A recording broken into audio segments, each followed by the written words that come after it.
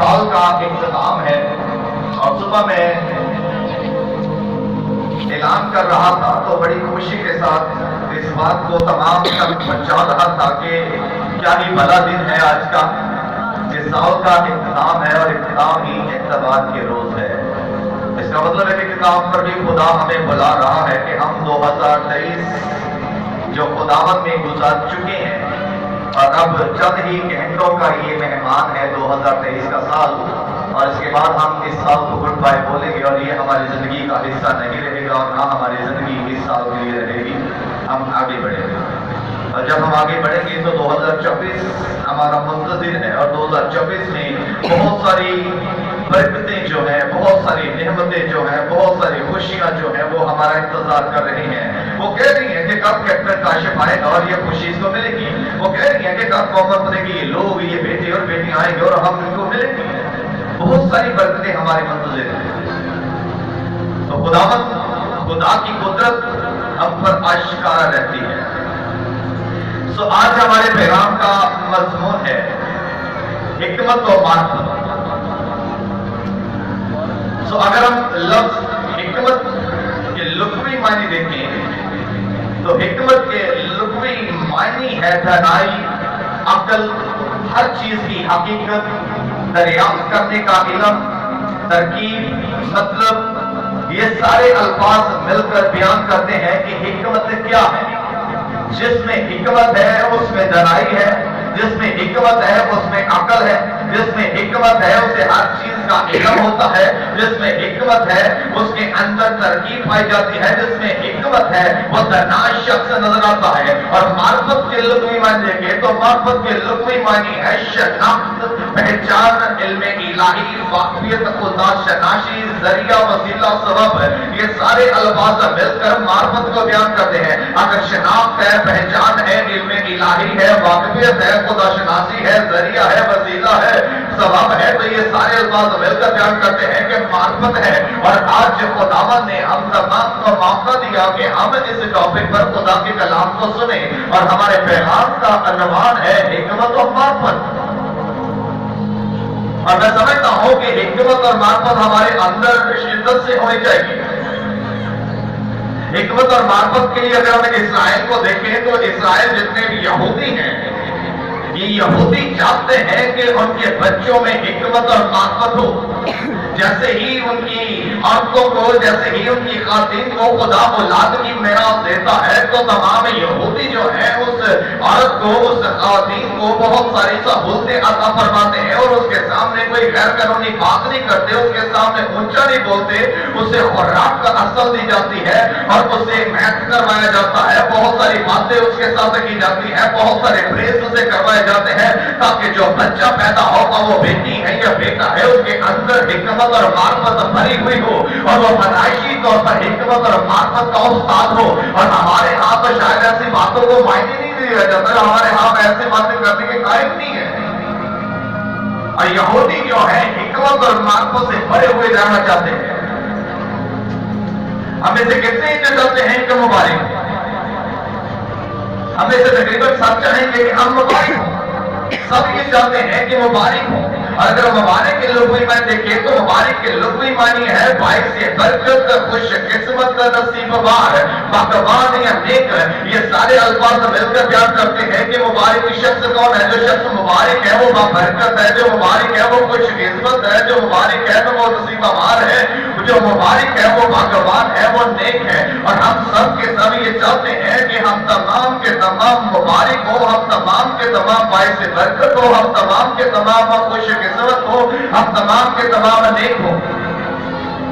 और अगर हमने नेक होना है, अगर हमने खुश किस्मत होना है, अगर हमने नसीबावार या भाग्यवान होना है तो इसके लिए लाजमी है कि हम खुदा के डर को, खुदा के खौफ को माने और खुदा से डरे। और ज़बूर अगर 128 वर्ष की पहली आयत में देखें तो लिखता है, ज़बूर नबीस लिखता है कि मुबारक है हर एक जो खुदावंद से डरता और उसकी राहों पर चलता है। अब यहाँ پر اگر مبارک ہونا ہے تو مبارک ہونے کے لیے یہ ضروری ہے کہ ہم خدا کا ڈر مانے، خدا کا خوف مانے. اور اس لیے زبور کہتا ہے کہ مبارک ہے ہر ایک جو خداوند سے ڈرتا ہو، اس کی راہوں پر چلتا ہو. خدا سے ڈرنے کا مطلب یہ نہیں کہ ہر وقت کامتے رہے کہ چھپتے رہے یا چیخیں مارتے رہے. خداوند سے ڈرنے کا مطلب صرف یہی ہے کہ ہم نیک ہو، ہم نصیب وار ہو، ہم تمام خوش قسمت ہو، ہم تمام خداوند کے تمام احکام الہی کے مطابق چلتے رہے. اور خدا کے ڈر اور خوف کی علامت ہے حکمت اور معرفت.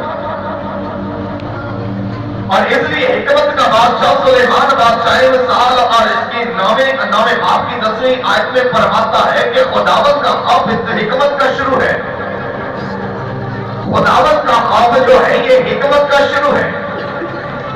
جو شخص خدا سے ڈرتا ہے اس میں ہی حکمت اور معرفت ہے. خدا سے ڈرنے کے لیے حکمت اور معرفت کی علامت ہمیں نظر آتی ہے.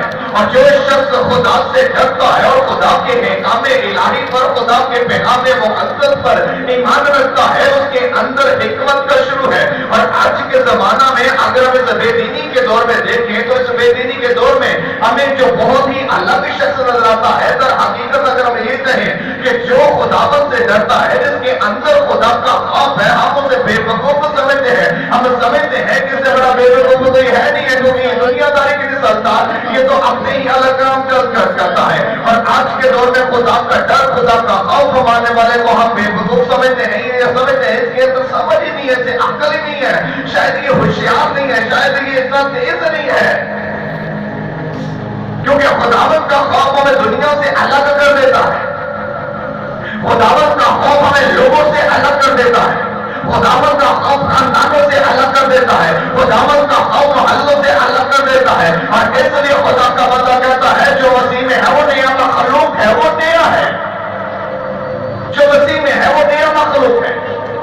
اور ایسے نئے مخلوق کو ہم سمجھتے ہیں کہ یہ بے وقوف ہے، سمجھ نہیں ہے، یا جائے جسے عقل نہیں ہے. اور یہ وہ اپنے خط کے پہلے باب کی 5ویں آیت میں فرماتا ہے اگر تم میں سے کسی میں حکمت کی کمی ہو تو خدا سے مانگے جو بغیر ملامت کیے سب کو پیاسے کے ساتھ عطا فرماتا ہے. اور یہاں پر یعقوب کہتا ہے لیکن اگر تم میں سے کسی میں حکمت کی کمی ہو تو خدا سے مانگے جو بغیر ملامت کیے پیاسے کے ساتھ دیتا ہے. اگر حکمت کی کمی ہو تو ہم خدا سے مانگ سکتے ہیں اور خدا ہمیں حکمت دیتا ہے، خدا ہمیں معرفت دیتا ہے. لیکن ہم تو دعا میں خداوند کے آگے جھکنے کے قائل ہیں. اور جب ہم خداوند کے آگے جھکنے کے قائل ہیں، اسے سجدہ کرتے ہیں، سجدہ کرتے ہوئے ہم جو کچھ بولتے ہیں ہم صرف یہاں پر قائل اور یہاں پر رکے ہوئے برکت دے برکت دے برکت دے.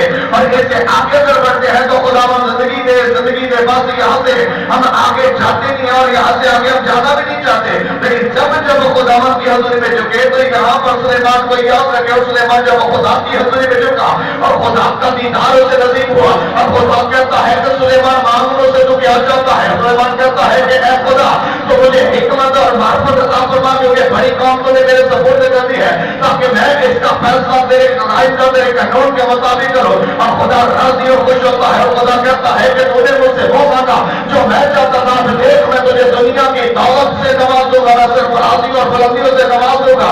اس کا مطلب ہے کہ اگر ہم خدا کی مرضی کے موافق مانگتے ہیں تو خدا ہمیں وہ سب کچھ دے دیتا ہے جس کی آرزو تمنا ہمارے اندر پائی جاتی ہے. خدا جانتا ہے مجھے پیسوں کی ضرورت ہے، خدا جانتا ہے مجھے روٹی کی ضرورت ہے، خدا جانتا ہے مجھے خوشیوں کی ضرورت ہے، خدا جانتا ہے مجھے اولاد کی ضرورت ہے. سب کچھ جانتا ہے. وہ چاہتا ہے کہ ہم اس کی مرضی کے موافق مانگیں. اور ہمیں لگتا ہے کہ ہم بہت حکمت والے ہیں. میرے ساتھ رہیے گا. مجھے لگتا ہے کہ میں بڑا حکمت والا ہوں. شخصی طور پر ہم بھی یہ کہیں گا، جتنے یہاں پر بادشاہ بیٹھے ہوئے ہم سب شخصی طور پر کہیں گے کہ میں بڑی حکمت والا ہوں. شاید جیسے میں اپنے کام حکمت سے کرتا ہوں ہر کوئی اپنے کام حکمت سے کرتا ہوگا. مجھے لگتا ہے کہ میں بڑا دنا ہوں، میں بہت زیادہ ہوں. مجھے لگتا ہے کہ میرے اندر حکمت اور دنائی جو ہے وہ کوٹ کوٹ کر بڑی ہے.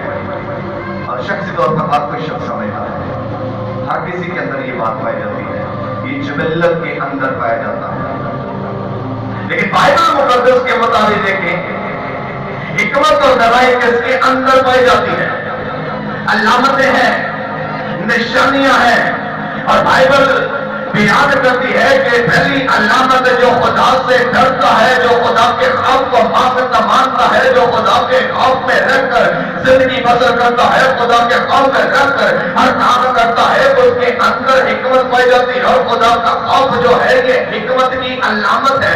اور اگر میں یعقوب کے خط کو دیکھے تو یعقوب کے خط کے 30 باب کے اندر خدا کا بندہ یعقوب جو ہے حکمت کی باقی باتیں اور علامتیں بیان کرتا ہے، اور خدا کا بندہ یعقوب فرماتا ہے کہ تم میں دنا اور فہم کون ہے جو ایسا ہو وہ اپنے کام کو نیک چال چلن کے وسیلوں سے اس علم کے ساتھ ظاہر کرے جو حکمت سے پیدا ہوتی ہے۔ لیکن اگر تم اپنے دل میں سخت حسد اور ترفیقیں رکھتے ہو اور حق کے خلاف شیخی نہ مارو اور نہ جھوٹ بولو، یہ حکمت وہ نہیں جو اوپر سے اترتی ہے بلکہ دنیاوی کے ساتھ نقصانی اور شیطانی ہے، اس لیے کہ جہاں حسد اور ترفیقہ ہوتا ہے وہاں پر کہتا ہے وہاں پر فساد اور ہر طرح کے برے کام ہوتے ہیں، مگر حکمت جو اوپر سے اترتی ہے اول تو وہ پاک ہوتی ہے، ملنسار ہوتی ہے، حلیم ہوتی ہے، تربیت پذیر ہوتی ہے، رحم اور اچھے پھلوں سے لدی ہوئی ہوتی ہے، بے طرفی اور بے رحاکی اور صلح کرانے کے لیے راست بازی کا پھل صلح کے ساتھ بویا جاتا ہے۔ اور بیان کرتا ہے کہ جتنی حکمت و خداوند کی طرف سے آتی ہے، اگر میں اپنے آپ کو ذرا سمجھتا ہوں تو دنائی کی میرے اندر علامتیں ہیں کہ میں خدا کا ڈر مانوں،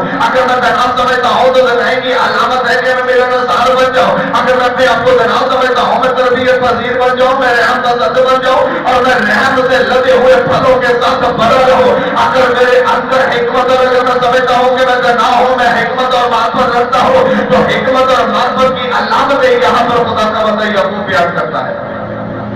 تو اس سے جان سکتے ہیں کہ میرے اندر حکمت ہے یا نہیں ہے، اس سے ہم جان سکتے ہیں کہ ہم دنا ہے یا نہیں۔ اور خدا کا بندہ یعقوب کہتا ہے کہ تم میں دنا کون ہے؟ کون ہے دنا؟ کون فہم حاصل کرنا چاہتا ہے؟ کون ہے تم میں کوئی اگر دنا ہے تو وہ اپنے کاموں کو نیک چال چلن کے وسیلہ سے اس علم کے ساتھ ظاہر کرے جو حکمت سے پیدا ہوتی ہے، نیک چال چلن کے وسیلہ سے جو حکمت سے پیدا ہوتی ہے۔ متی کی انجیل میں اگر ہم جائیں تو متی 8ویں باب میں ایک بڑا عجیب واقعہ رونما ہوا۔ متی 8ویں باب میں لکھا ہے کہ جب آپ ایک پہاڑ پر بیٹھے امت اسرائیل کو کلام سنا رہے تھے، اور ساری امت جو تھی وہ نیچے بیٹھ کر آپ کا کلام سن رہی تھی، اور آپ کا کلام سننے کے لیے امت اسرائیل دونوں سے اکٹھے ہو چکے تھے، اور ہزاروں کی تعداد میں آپ کا کلام سنا جا رہا